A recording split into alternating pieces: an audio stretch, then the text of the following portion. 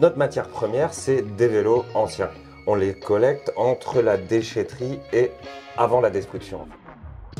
Bonjour, Vincent Crède, je suis associé à Ronan pour relancer la marque Rohold. Ce sont des vélos refabriqués en Bretagne, issus du réemploi. C'est une marque de vélo qui était très réputée en Bretagne puisque à la période de l'entre-deux-guerres, elle a même eu une période où elle a été représentée dans le cyclisme professionnel breton, avec en l'occurrence Fanche Favé, un grand nom du cyclisme. Cette marque, après-guerre, a continué à vivre et a souffert un petit peu de la mondialisation comme beaucoup de marques en Bretagne et donc a disparu en 1986. Finalement, on est dans le recyclage de vélos. Donc l'idée de recycler une vieille marque historique bretonne nous plaisait pour avoir quelque chose d'assez complet niveau notoriété. Le premier modèle, celui qu'on appelle le Rohold 50. Alors pourquoi 50? Parce qu'on estime que 50% du vélo est issu du réemploi. Et puis on a un vélo à assistance électrique, hein. On ne pouvait pas se passer d'avoir ce vélo aujourd'hui dans la gamme. L'objectif, c'était de pas de casser la ligne du vélo vintage. Et donc on a un moteur roue arrière avec batterie intégrée. Le dernier modèle, c'est un modèle en single speed. Donc la particularité de nos nouveaux vélos, c'est que le cadre a déjà eu une vie.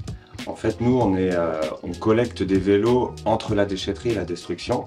Donc essentiellement des vélos en acier des années 70-80. Et donc on va complètement, nous on utilise le terme refabriquer.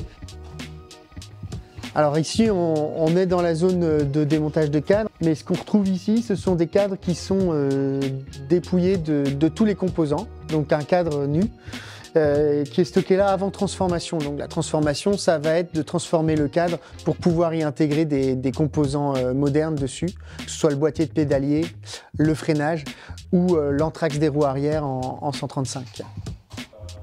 On intervient sur le cadre, on fait des modifications pour qu'il puisse répondre à des standards actuels.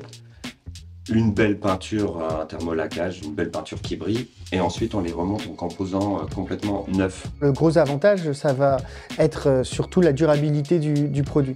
Puisque le cadre a déjà une vie, nous on l'a contrôlé, on est sur des cadres en acier. Donc l'acier aujourd'hui, c'est un matériau qu'on maîtrise, qu'on peut transformer.